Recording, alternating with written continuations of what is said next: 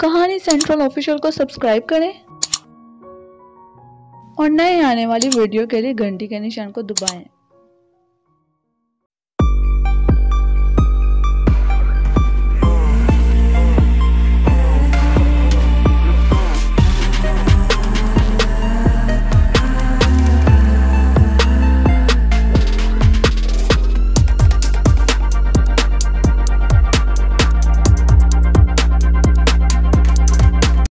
मारिया ने जवाब में कहा, थ्यो सांग, तुम इसी जगह रहना। ऐसा ना हो कि इस सियारे पर आने के बाद तुम भी गायब हो जाओ।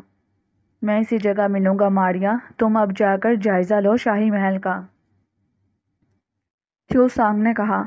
मारिया खामोशी से ऊपर को उड़ गई। थ्यो सांग को मारिया की खुशबू आना बंद हो गई। वो समझ गया कि मारिया चले गई है। वो सड़क के किनारे जरा हट कर बिछे हुए पत्थर के एक बेंच पर बैठ गया। उसने साफ तौर पर देख लिया था कि ये सियारा साइंस और टेक्नोलॉजी में बहुत पीछे है और सड़कों पर कहीं कहीं एटमी मोटर गाड़ियां ही चल रही थीं। फिजा में उसने किसी भी रॉकेट या मिसाइल को उड़ते नहीं देखा था। उधर मारिया बड़ी तेजी से फिजा में परवाज करती हुई शाही महल की छत पर जाकर उतर गई। चूंकि उसे कोई देख नहीं सकता था, इसीलिए वो बड़ी बेखौफी से महल की सीढ़ियां उतरकर नीचे आ गई। एक लंबा सा बरामदा था जिसके स्टोनों के साथ लैंप रोशन थे। पुरानी तर्ज का महल था। इसमें साइंस की तरक्की कहीं दिखाई ही नहीं दे रही थी। बरामदा महल की दूसरी मंजिल में चारों तरफ चला गया था। दरमियान में नीचे एक कुशादा बाग था जिसके दरमियान फुवारा उछल रहा था। मारिया बरामदे के तीसरे कोने में गई तो वहां उसे पहरेदार दिखाई दिए। रात का पहला पहर था। यहाँ महल का एक खूबसूरत दरवाज़ा था जिसके अंदर से कुछ आवाज़ें आ रही थीं। मारिया खामोशी से दरवाजे में दाखिल हो गई। अंदर खाने की मेज़ लगी थी। एक आदमी सर पर हीरे मोतियों का ताज रखे एक शानदार सी कुर्सी पर बैठा था। इसके आसपास 4-5 आदमी जड़क बड़क लिबास पहने बैठे खाना खा रहे थे और बातें भी कर रहे थे। इनमें ताज वाला बादशाह दलांग था और बाकी उसके कमांडर थे। दलांग के पहलू में उसका खामोश जासूस शातू बैठा था। मारिया एक तरफ खड़ी होकर उनकी बातें सुनने लगी। एक कमांडर ने कहा, हजूर दलांग, बादशाह उछाल को जरूर दुश्मन मखलूक ने हलाक कर डाला होगा। अब आप अपनी ताजपोशी का ऐलान कर दें और सीना थून सियारे के मुस्तकिल बादशाह बन जाएं। दूसरे कमांडरों ने भी इस ख्याल की तायीद की। दलांग बोला, अभी नहीं, हमें कुछ देर और इंतज़ार करना चाहिए। हो सकता है उछाल आ जाए। उसके बाद किसी ने उछाल या उसकी बेटी शिकाली की बात ना की। खाना ख़त्म हुआ तो सिवाय बादशाह डलांग के वजीर शातू के बाकी सब चले गए। जब ये दोनों तन्हा रह गए तो डलांग ने कहका लगा कर कहा, उछाल तो अब कभी वापस नहीं आएगा। अब मैं ही सीनाथून का बादशाह हूँ। शातू बोला, हजूर डलांग, मैं तो अब भी आपको यही मशवरा दूंगा कि उछाल और उसकी बेटी का काम हमेशा के लिए तमाम कर दिया जाए। ना रहेगा बांस, ना बजेगी बांसुरी। डलांग ने कहा, शातू, मैं ये काम जिस वक्त चाहूँ कर सकता हूँ, मगर अभी थोड़ा सब्र करना होगा। मैं चाहता हूँ कि लोगों के दिलों से उछाल बादशाह और इसकी बेटी शिकाली का ख्याल निकल जाए, फिर इन दोनों को मौत के घाट उतार दिया जाएगा। शातू रेशमी रुमाल से अपने होंठ साफ करते हुए बोला, बादशाह उछाल की सुरंग इसी तरह से बंद है ना? डलांग ने मुट्ठी बंद कर कहा, ऐसी बंद है कि उछाल सारी जिंदगी वहां से बाहर नहीं निकल सकेगा। फिर जमाई लेकर बोला, अच्छा, अब मैं सोने जा रहा हूँ। और डलांग अपने बेडरूम में दाखिल हो गया। यहाँ 2 कनीजें खड़ी थीं। मारिया भी बादशाह डलांग के साथ ही उसके बेडरूम में दाखिल हो गई।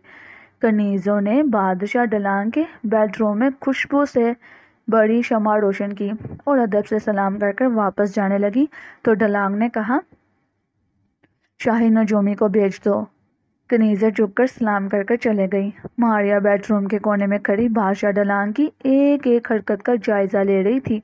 उसे ये मालूम हो चुका था कि शिकाली और उसके बाप को इसी मकार शख्स ने किसी गुमनाम जगह कैद कर तख्त पर कब्जा कर रखा है। अब वो ये मालूम करना चाहती थी कि शिकाली और इसके बाप को इस मकार साजिशी ने किस जगह बंद कर रखा है। بادشاہ ڈلانگ بڑے مزے سے پلنگ پر نیم دراز ہو گیا تھا۔ اتنے میں لمبی داڑھی والا شاہی نجومی ہاتھ میں پوتھی لیے داخل ہوا۔ اس نے جھک کر 3 بار سلام کیا اور ادب سے کھڑا ہو گیا۔ ڈلانگ نے کہا، ذرا ستاروں کا حساب لگاؤ اور بتاؤ کہ ہمارے سیارے پر اس وقت کن کن ستاروں کا اثر پڑ رہا ہے۔ بوڑھے نجومی نے فوراً پوتھی نکالی اور پتھر کی سلیٹ پر کچھ آڑی ترچھی سی لکیریں بنائی اور پھر ایک دم سے چونک کر بولا، حضور ڈلانگ، آپ کے بیڈ روم میں کوئی دوسرا انسان موجود ہے؟ ڈلانگ جلدی سے بستر سے اٹھ کر بیٹھ گیا۔ یہ تم کیا کہہ رہے ہو شاہی نجومی؟ یہاں سوائے تمہارے دوسرا کوئی انسان نہیں ہے۔ نجومی بولا، حضور ڈلانگ، میرا ذائچہ بتا رہا ہے کہ اس کمرے میں کوئی تیسرا انسان بھی سانس لے رہا ہے۔ ماریا تو یہ سنتے ہی گھبرا گئی، کہیں یہ کم وقت اس کو دیکھ نہ لے۔ تیزی سے بیڈ روم میں سے باہر نکل گئی۔ ڈلانگ نے غصے سے کہا، ذرا غور سے ذائچہ دیکھو، یہاں مجھے تو کوئی تیسرا انسان دکھائی نہیں دیتا۔ اب جب نجومی نے ذائچے کو دیکھا تو وہاں تیسرا انسان غائب تھا۔ کچھ شرمندہ سا ہو کر بولا، حضور ڈلانگ، اب وہ انسان یہاں نہیں ہے۔ بادشاہ ڈلانگ نے شاہی نجومی کو جھڑک دیا، بیکار باتیں مت کیا کرو، تم اب بوڑھے ہو گئے ہو، تمہارا دماغ تمہارے بس میں نہیں رہا۔ اگر پھر کبھی اس قسم کی بہکی بہکی باتیں کی نا تو میں تمہاری جگہ کسی دوسرے نوجوان نجومی کو رکھ لوں گا۔ شاہی نجومی نے ہاتھ جوڑ کر کہا، حضور ڈلانگ، میں وعدہ کرتا ہوں کہ پھر ایسی بات ہرگز نہیں کروں گا۔ یہ گفتگو ماریا نے بھی سن لی، جو بیڈ روم کے دروازے کے دوسری جانب کھڑی تھی۔ اب وہ بلا جھجک اندر آ گئی۔ وہ خوب جانتی تھی کہ اگر اب نجومی کو اپنے ذائچے پر وہ نظر آ بھی گئی تو وہ ڈلانگ سے تو اس کا ذکر نہیں کرے گا، اور ایسا ہی ہوا۔ ماریا کے اندر آنے کے بعد جب شاہی نجومی نے دوسری بار ذائچے پر نگاہ ڈالی تو ذائچہ تو صاف صاف بتا رہا تھا کہ بیڈ روم میں ایک غیبی انسان موجود ہے اور سانس لے رہا ہے، مگر شاہی نجومی نے ڈلانگ کو بالکل نہ بتایا۔ اسے کیا ضرورت تھی کہ بتا کر اپنے اوپر مصیبت نازل کرتا۔ ڈلانگ نے پوچھا، اچھا اب یہ بتاؤ کہ ہمارے سیارے پر کن کن ستاروں کا اثر پڑ رہا ہے؟ نجومی بولا، حضور ڈلانگ، اس وقت ہمارے سیارے پر کچھ منحوس ستاروں کے اثرات پڑ رہے ہیں، مگر یہ کوئی تشویش کی بات نہیں ہے، چند روز میں یہ اثرات ختم ہو جائیں گے۔ ڈلانگ نے کہا، کیا ان اثرات کو ہمیشہ کے لیے ختم نہیں کیا جا سکتا؟ بوڑھا نجومی کہنے لگا، حضور ڈلانگ، کل سے شاہی محل کے سب سے اونچے برج پر تانبے کی ایک تار کیسر میں بھگو کر لگا دیجیے گا اور پھر ستاروں کے منحوس اثرات ختم ہو جائیں گے۔ بادشاہ ڈلانگ کھنجر سے سیب کاٹنے لگا اور پھر ایک کاش اپنے منہ میں ڈال کر بولا، اور میرے دشمنوں کا کیا حال ہے؟ نجومی نے ایک بار پھر سے سلیٹ پر بنے ہوئے ذائچے پر نظر ڈالی اور کہا، حضور ڈلانگ، آپ کے دشمن زمین کے اندر تڑپ رہے ہیں۔ ڈلانگ نے ایک کہکا لگایا اور ہاتھ کے اشارے سے کہا، اب تم جاؤ جاؤ۔ شاہی نجومی نے سر جھکایا اور خاموشی سے اپنی پوتھی سنبھالے باہر نکل گیا۔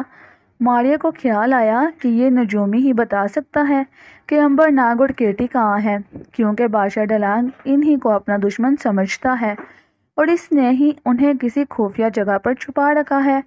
ماریا بھی چھپکے سے شاہی نجومی کے پیچھے پیچھے چلنے لگی۔ شاہی نجومی شاہی محل کی دوسری منزل کے آخری کمرے میں رہتا تھا۔ وہ اپنے کمرے میں داخل ہو گیا۔ ماریا اس کے ساتھ تھی۔ نجومی کے کمرے میں میز، کرسی، پلنگ لگا تھا۔ کھڑکی میں ستاروں کو دیکھنے والی دوربین لگی تھی۔ میز پر ایک بڑا سا گلوب پڑا تھا۔ شاہی نجومی نے ذائچے کی سلیٹ تپائی پر رکھی تو ایک بار پھر اس کی نظر اس پر گئی۔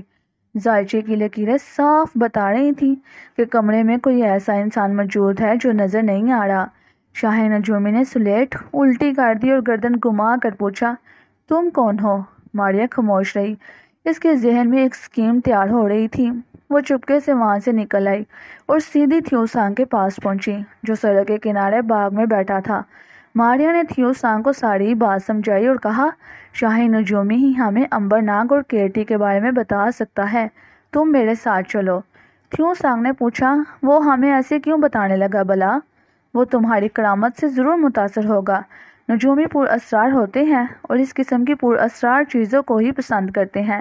مجھے یقین ہے کہ وہ ہمیں سب کچھ بتا دے گا۔ ماریا نے تھیو سانگ کو ساتھ لیا اور شاہی محل کے دروازے سے کچھ دور پہنچ کر رک گئی۔ تھیو سانگ نے ایک آنکھ بند کر کر اپنے جسم سے انگلی لگائی، وہ بالکل چھوٹا سا ہو گیا۔ ماریا نے اسے زمین سے اٹھا کر اپنی ہتھیلی پر رکھ لیا۔ تھیو سانگ ماریا کی ہتھیلی پر آتے ہی غائب ہو گیا۔ ماریا کی اسکیم بھی یہی تھی کہ وہ تھیو سانگ کو غائب کر کر شاہی محل کے اندر لے جائے۔ ماریا بڑی ہی آسانی سے شاہی محل میں داخل ہو گئی۔ پہرے دار اسے دیکھ ہی نہیں سکے۔ ماریا سیدھی دوسری منزل میں آ گئی۔ سامنے برآمدے کے کونے میں شاہی محل کے نجومی کا کمرہ تھا، جس میں شمع کی روشنی ہو رہی تھی۔ ماریا بند دروازے میں سے اندر داخل ہو گئی۔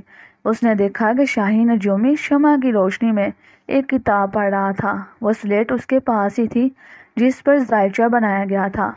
ماریا خاموشی سے ایک طرف ہو کر کھڑی ہو گئی۔ شاہی نجومی کتاب سے کوئی عبارت سلیٹ پر لکھنے لگا تو ایک دم سے چونک گیا۔ زائچہ تو پھر سے بتا رہا تھا کہ کمرے میں کوئی غیبی انسان موجود ہے۔ شاہی نجومی نے آہستہ سے سر پیچھے کر کر کمرے میں غور سے دیکھا۔ سارا کمرہ خالی تھا، مگر زائچہ کبھی جھوٹ نہیں بولتا تھا۔ نجومی کو یقین تھا کہ کمرے میں کوئی غیبی طاقت ضرور موجود ہے۔ ماریا اس کی حیرانی کو بڑی دلچسپی سے دیکھ رہی تھی۔ اس نے تھیو سانگ کو اپنے منہ کے قریب لا کر کہا، اب تم اپنے آپ کو بڑا کر لو۔ ماریا نے یہ بات بڑی آہستگی سے سرگوشی کی طرح سے کہی تھی۔ اس نے تھیو سانگ کو فرش پر نجومی کے پلنگ کے پیچھے رکھ دیا۔ تھیو سانگ نے آنکھ بند کر کر انگلی اپنے سینے سے لگائی ہی تھی کہ وہ ایک دم سے پورے قد سے بڑا ہو گیا۔ ایک جوان آدمی کو اپنے کمرے میں اچانک سے نمودار ہوتے دیکھ کر نجومی تو ساکت سا ہو گیا۔ شاہی نجومی نے تھیو سانگ کو حیرت سے دیکھا۔ تھیو سانگ نے اس کے قریب آ کر کہا، پریشان ہونے کی ضرورت نہیں ہے، میں پہلے غائب تھا، اب ظاہر ہو گیا ہوں اور تمہارا دشمن نہیں ہوں۔ شاہی نجومی نے اس کی طرف انگلی کا اشارہ کر کر کہا، تم کون ہو؟ کس دنیا سے آئے ہو؟ تھیو سانگ بولا، یہ باتیں بعد میں ہوتی رہیں گی، ایک بات غور سے سنو، میں تم سے مدد مانگنے آیا ہوں۔ میرے 2 بھائی اور ایک بہن اس سیارے پر آئے تھے، اب وہ مجھے مل نہیں رہے۔ مجھے پتا چلا ہے کہ بادشاہ ڈلانگ نے انہیں کسی جگہ قید کر رکھا ہے۔ تم مجھے زائچہ بنا کر بتاؤ کہ یہ لوگ کہاں ہیں۔ شاہی نجومی بولا، کیا تم یہ چاہتے ہو کہ میں اپنے بادشاہ کے ساتھ غداری کروں؟ نہیں، میں یہ کبھی نہیں کر سکتا۔ تم جو کوئی بھی ہو یہاں سے نکل جاؤ۔ تھیو سانگ کو غصہ تو بہت آیا، لیکن خاموش رہا، کیونکہ بہرحال یہ نجومی وفاداری کی بات ہی کر رہا تھا۔ تھیو سانگ نے کہا، اگر تم مجھے زائچہ بنا دو تو میں تمہیں ایک ایسی کرامت دکھاؤں گا جو تم نے پہلے کبھی نہیں دیکھی ہوگی۔ وہ کیا ہے؟ شاہی نجومی نے شوق سے پوچھا تھا۔ تھیو سانگ نے ایک آنکھ بند کر کے کہا، مجھ سے ہاتھ ملاؤ۔ جو ہی نجومی نے تھیو سانگ سے ہاتھ ملایا، وہ اس کی انگلی لگتے ہی ایک دم سے بالکل چھوٹا سا ہو گیا۔ نجومی چڑیا کے بچے کی طرح سے اپنی کرسی پر ادھر ادھر دوڑ رہا تھا اور باریک سی آواز میں چیخ چیخ کر کہہ رہا تھا، مجھے بڑا کر دو، مجھے بڑا کر دو، تم جو کہتے ہو میں وہی کروں گا۔ تھیو سانگ نے دوبارہ سے آنکھ بند کر کر اس سے انگلی لگائی تو نجومی تو پھر سے بڑا ہو گیا۔ ماریا یہ دیکھ کر بڑی خوش ہو رہی تھی۔ شاہی نجومی نے اپنے جسم پر ہاتھ پھیرتے ہوئے کہا، یہ جادو تم نے کہاں سے سیکھا؟ تھیو سانگ بولا، یہ ایک راز ہے جو میں کسی کو نہیں بتا سکتا۔ نجومی بولا، تو پھر میں بھی زائچہ نہیں بناؤں گا۔ تھیو سانگ اسے یہ راز کیسے بتا سکتا تھا؟ وہ یہ کرامت اسے دے بھی نہیں سکتا تھا۔ اس نے شاہی نجومی کی بہت منت سماجت کی، مگر وہ تو اپنی ضد پر اڑ گیا۔ پہلے مجھے راز بتاؤ، پھر زائچہ بناؤں گا، تھیو سانگ نے آہستہ سے کہا تھا۔ ماریا، اب تمہاری باری ہے، تم کچھ کرو۔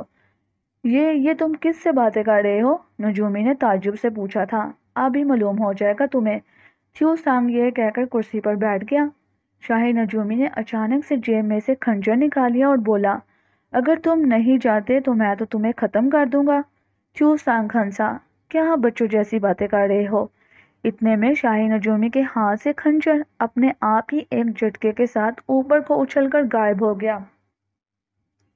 نجومی کی تو آنکھیں پھٹی کی پھٹی رہ گئی۔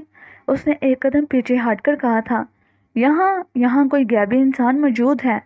ماریا نے شاہی نجومی کے سر پر رکھی ہوئی ٹوپی بھی اتار کر غائب کر لی، پھر اسے پر اسرار آواز میں کہا، میں تمہاری موت کا پیغام لے کر آئی ہوں۔ یہ نوجوان میرا بھائی ہے، یہ جس طرح سے کہتا ہے ویسے ہی کرو، نہیں تو ابھی میں تمہاری گردن مڑوڑ ڈالوں گی۔ شاہی نجومی نے تو ہاتھ باندھ لی اور کپکپاتی آواز میں بولا، میں تیار ہوں، میں تیار ہوں۔ تھیو سانگ مسکرانے لگا، تو میرا ذائچہ بنا کر بتاؤ کہ بادشاہ کے دشمن زمین کے اندر کس جگہ پر ہیں۔ شاہی نجومی نے اسی وقت پھوتی کھول کر بیٹھ گیا۔ اس نے سلیٹ پر سے پہلی لکیریں بچھا دی اور پھر دوسری لکیریں بنائی، پھر گوڑ کرنے لگا۔ تھوڑی دیر بعد بولا، اگر میں تمہیں بتا دوں کہ تمہارے بھائی اور بہن کہاں پر ہیں تو تم بادشاہ کو تو نہیں بتا دو گے؟ تھیو سانگ نے کہا، میں وعدہ کرتا ہوں کہ تمہارے بارے میں تو کسی کے آگے بھی زبان نہیں کھولوں گا، اور یہ میرا پکا وعدہ ہے۔ نجومی نے سر جھکا کر کہا تھا اور پھر غور کرنے لگا۔ تھوڑی دیر بعد بولا، ذائچہ غیب کا پورا حال تو نہیں بتا سکتا، یہ کچھ نشانیاں ضرور بتا سکتا ہے۔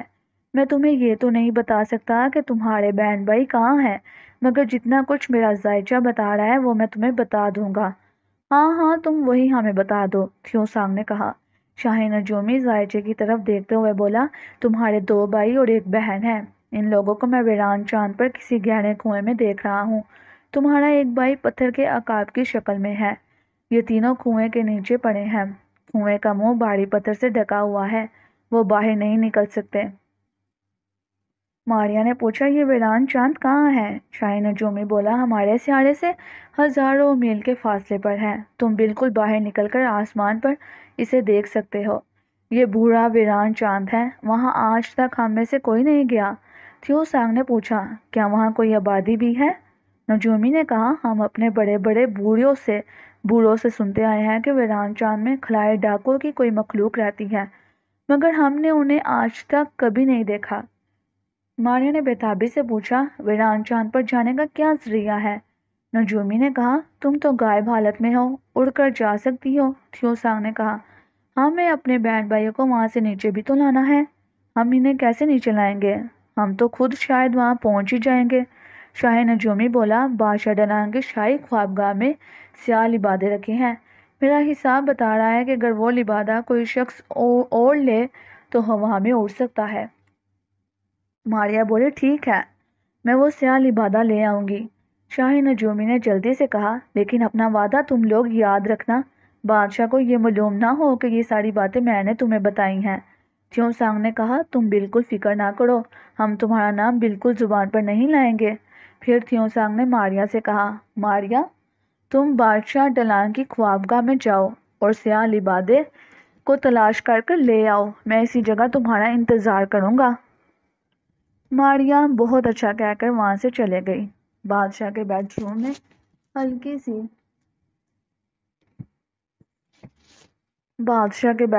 ہلکی سی روشنی ہو رہی تھی۔ بادشاہ تو گہری نیند سو رہا تھا۔ ماریا نے ایک سنہری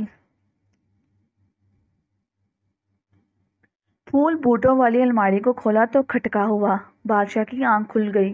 کون ہے؟ وہ ایک دم سے اٹھ بیٹھا۔ ماریا الماری بند کر چکی تھی۔ ڈلانگ نے بیڈ روم میں چاروں طرف دیکھا، وہاں اسے کوئی نظر نہ آیا۔ وہ پھر سے سو گیا۔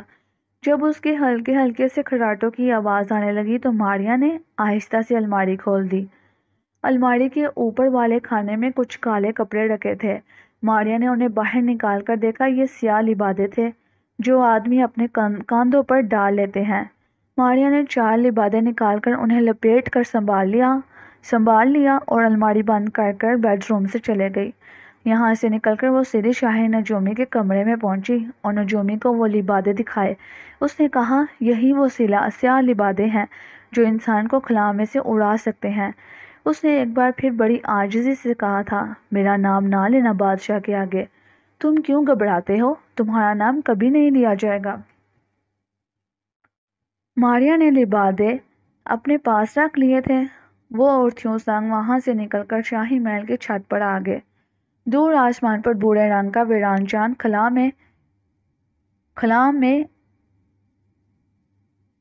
خلا میں تھا۔ ماریا نے کہا، اگر اس نجومی کا ذائچہ ٹھیک بول رہا تھا تو امبر ناگ اور کیٹی اس چاند پر ہوں گے۔ چیو سانگ بولا، میں خلائی نجومیوں کو جانتا ہوں۔ ان لوگوں کے ذائچے کبھی جھوٹ نہیں بولتے، ان کے اندازے بالکل درست ہوتے ہیں۔ مجھے یقین ہے کہ امبر ناگ اور کیٹی اسی ویران چاند پر ہی کسی اندھے کنویں میں ہوں گے۔ ماریا نے کہا، مگر ناگ کیسے پتھر کا عقاب بن گیا؟ یہ مسئلہ تو اسے دیکھ کر ہی حل ہوگا، چیو سانگ بولا۔ ماریا نے کہا، پھر ہمیں ویران چاند کی طرف اپنا سفر شروع کر دینا چاہیے۔ یہ کہہ کر تھیو سانگ نے ایک سیاہ لبادہ اپنے کندھے پر ڈال کر اس کی ڈوریاں اپنے جسم کے ساتھ باندھ لی۔ ماریا نے کہا، میں تمہارے ساتھ خلا میں اڑ رہی ہوں گی، تم میری فکر نہ کرنا۔ اچانک ایک طرف سے آواز آئی، خبردار، کھڑے ہو جاؤ۔ ماریا اور تھیو سانگ نے چونک کر دیکھا، ایک پہرے دار ہاتھ میں تلوار تھامے ان کی طرف بڑھ رہا تھا۔ ماریا نے کہا کہ کم بخت کی موت اسے یہاں لے آئی ہے۔ پہرے دار نے آگے بڑھ کر تھیو سانگ کو پکڑنا چاہا تو ماریا نے اسے گردن سے دبوچ کر پیچھے کھینچ لیا اور بولی، احمق، کیوں موت کو بلا رہے ہو؟ بھاگو یہاں سے۔ پہرے دار نے غیبی آواز سنی مگر عورت تو دیکھی ہی نہ تھی، اس کی تو ٹانگیں کانپنے لگیں۔ ماریا نے اس کے ہاتھ سے تلوار جھٹک دی اور اسے چھت پر سے 2 فٹ اونچا اٹھا کر کہا، یہاں سے بھاگ جاؤ اور خبردار پیچھے مڑ کر نہ دیکھنا۔ ماریا نے اسے چھوڑ دیا۔ پہرہ دار تو ایسا بھاگا کہ ایک نظر بھی پیچھے مڑ کر نہ دیکھا۔ ماریا بولی، تھیو سانگ، ویران چاند کا سفر شروع کرو۔ تھیو سانگ بولا، میں اچھلتا ہوں، شاید اس طریقے سے ہوا میں یہ لبادہ مجھے اڑا لے۔ تھیو سانگ نے چھت کے کنارے پر کھڑے ہو کر اوپر کو چھلانگ لگائی تو وہ ہوا میں اڑنے لگا۔ ماریا اس کے ساتھ ساتھ تھی۔ تھیو سانگ بولا، اس کا رخ ویران چاند کی طرف ہو رہا ہے۔ ماریا نے کہا کہ معلوم ہوتا ہے اسے چاند کی طرف سیٹ کیا گیا ہے۔ ضرور امبر ناگ اور کیٹی کو یہ مکار ڈلانگ ہی ویران چاند پر چھوڑ کر آیا ہوگا۔ تھیو سانگ بولا، لبادے کی رفتار تیز ہو رہی ہے ماریا، یہ تو اچھی بات ہے۔ تھیو سانگ سیاہ لبادے میں چھپا انتہائی برق رفتاری یعنی بجلی جیسی تیزی کے ساتھ خلا میں ویران چاند کی طرف اڑا جا رہا تھا۔ ماریا اس کے ساتھ ساتھ خلا میں اڑ رہی تھی۔ شاہی محل اور پھر سیارہ سینہ تھون بہت پیچھے رہ گیا تھا، ان کی رفتار اور تیز ہو گئی تھی۔ سیارہ سینہ تھون کے حلقے سے نکلتے ہی رات ختم ہو گئی۔ اب ایک طریق سا خلا ان کے سامنے تھا جس میں برا چاند بڑے دھیمے دھیمے سے چمک رہا تھا۔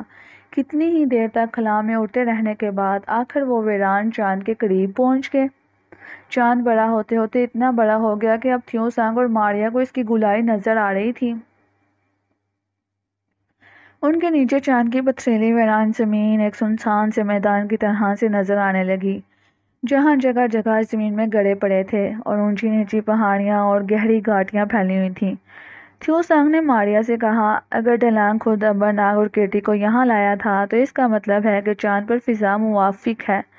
ماریا بولی، ہم ویران چاند کی فضا میں داخل ہو چکے ہیں تھیو سانگ، دیکھو ہمیں سانس لینے میں ذرا سی بھی تکلیف محسوس نہیں ہو رہی۔ تھیو سانگ بولا، نیچے تو گہری گہری گھاٹیاں ہیں، مجھے تو یہاں کوئی خلائی ڈاکوؤں کی مخلوق دکھائی ہی نہیں دے رہی، میں نیچے اترا ہوں ماریا۔ اوکے تھیو سانگ مسکرا کر کہا، یہ تم نے انگریزی میں کیوں کہا؟ ماریا نے ہنس کر کہا، کبھی کبھی میں انگریزی بول لیا کرتی ہوں۔ تھیو سانگ بولا، اوکے، اور وہ دونوں ہنستے ہوئے ویران چاند کی ایک گہری گھاٹی میں اتر گئے۔ تھیو سانگ نے ویران چاند کی زمین پر سے پتھر کا ایک ٹکڑا اٹھا کر اسے بڑے غور سے دیکھا۔ وہ چاند کے جس حصے پر اترے تھے وہاں تو دن کی روشنی پھیلی تھی۔ ماریا نے پوچھا، کیا اس پتھر میں کوئی خاص بات ہے؟ تھیو سانگ نے پتھر کو پھینک کر کہا، اس میں تو یورینیم کی بڑی مقدار موجود ہے اور اس پتھر سے لگتا ہے کہ اس میں سے یورینیم نکالنے کی کوشش کی گئی ہے۔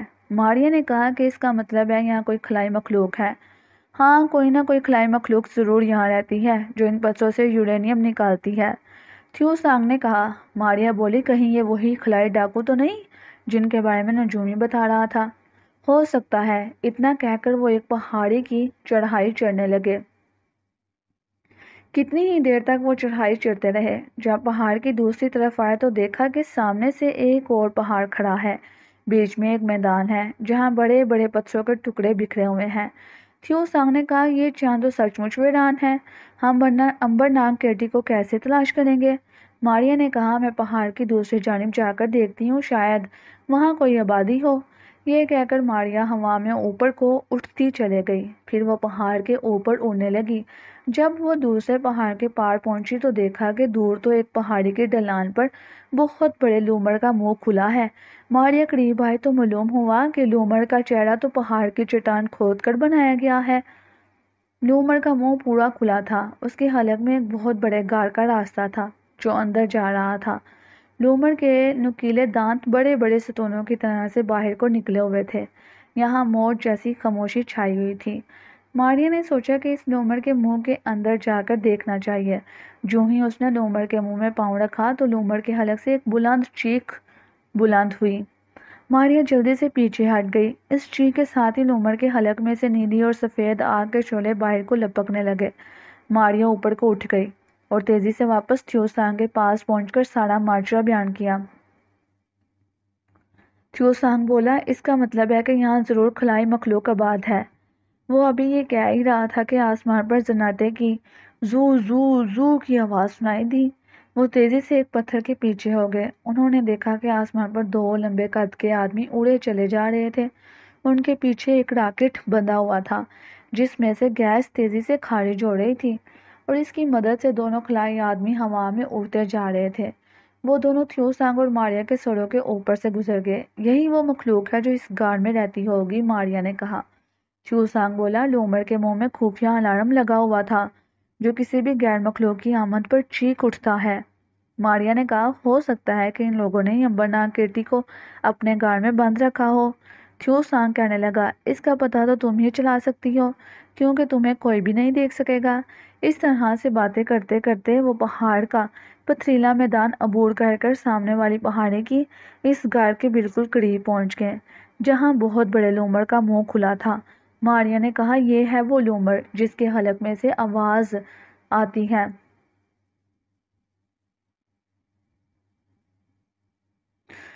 تھیو سانگ کہنے لگا کہ راستہ تو یہی ہے، چلو ایک دفعہ کوشش کرتے ہیں۔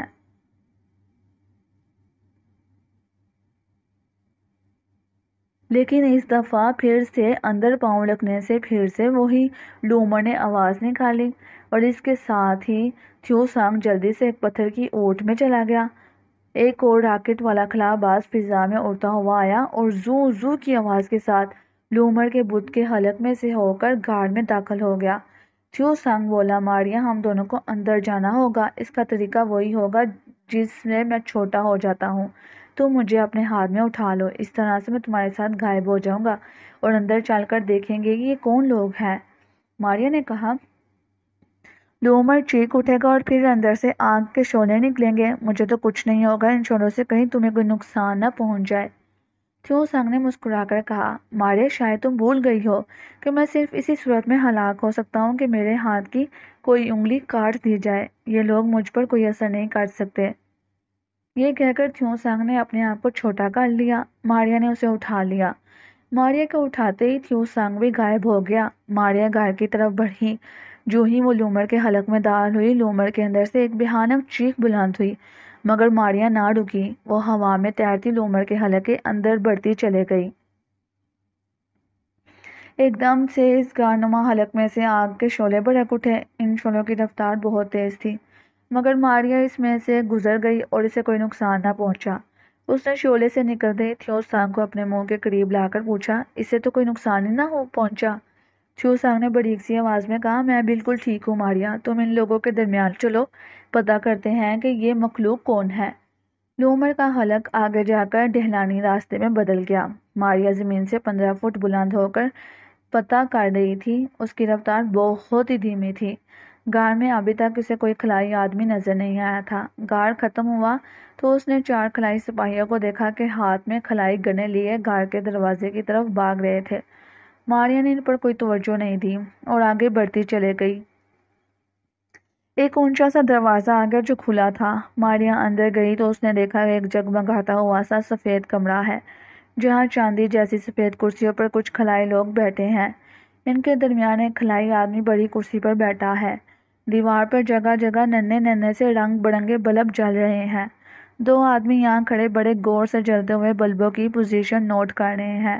بڑی کرسی پر بیٹھا ہوا خلائی آدمی کا ناک لمبا اور آنکھیں ترچھی تھیں۔ وہ ان کا چیف لگتا تھا۔ ماریا اور تھیو سانگ کی موجودگی کا یہاں کسی کو احساس نہیں ہوا تھا۔ ماریا خاموشی سے کمرے میں ایک طرف کھڑی ہو گئی۔ یہ لوگ بالکل خاموش بیٹھے تھے۔ اتنے میں ایک خلائی سپاہی اندر آیا۔ چیف نے باری مگر گھبرائی ہوئی آواز میں پوچھا، کون تھا وہ؟ سپاہی بولا، کوئی بھی نہیں تھا چیف۔ تو پھر الارم کیوں بجا؟ اس نے چلا کر کہا۔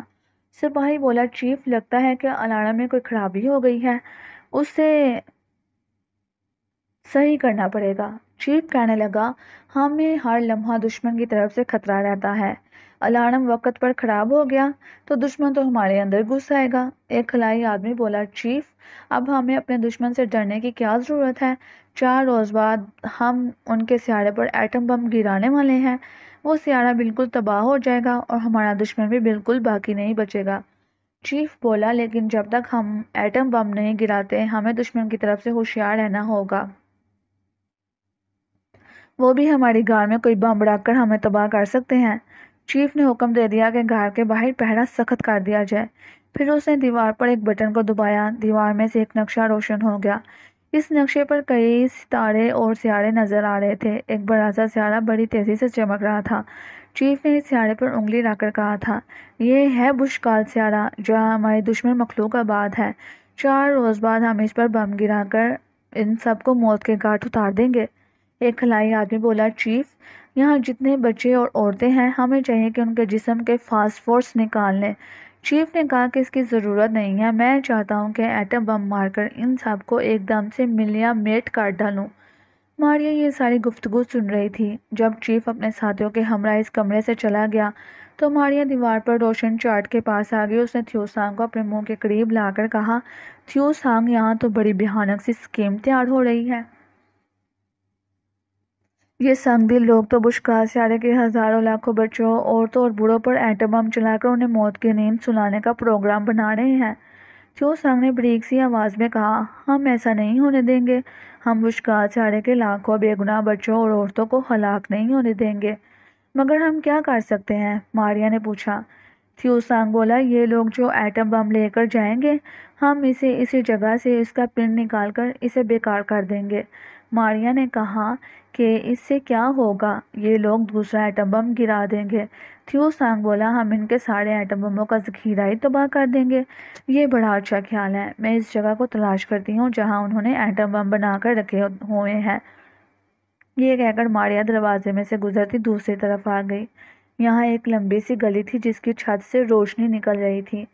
ماریا نے کئی کمرے دیکھے، 2 بند کمروں میں گئی تھی مگر اسے ایٹم بموں کا ذخیرہ نظر نہیں آیا تھا۔ تھیو سانگ نے کہا کہ یہاں کسی جگہ سے امبرناک کیرٹی کی خوشبو بھی محسوس کی ہے تم نے ماریا؟ ماریا نے کہا، ابھی تک تو نہ تو امبر کی خوشبو محسوس ہوئی ہے اور نہ ناگ کی، لیکن نجومی نے کہا تھا کہ یہ لوگ زمین کے اندر ہیں، اسی لیے ان کی خوشبو زمین سے باہر نہیں آ رہی۔ تھیو سانگ کہنے لگا، اس کا مطلب ہے کہ یہ ہمارے دوست زمین کی کافی گہرائیوں میں قید ہیں۔